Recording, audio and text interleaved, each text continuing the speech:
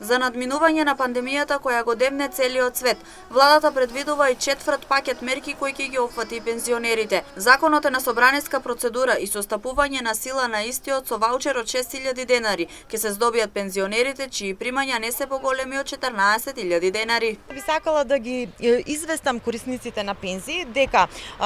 пакетот мерки кој што е наменет со финансиска поддршка од 6.000 денари за купување на домашни производи, пензионерите кои што имаат примања согласно законот кој што е во собраниска процедура, ќе можат финансиските средства да ги искористат од сопствената трансакцијска сметка, бидејќи истите 6.000 денари ќе бидат уплатени на нивната сметка по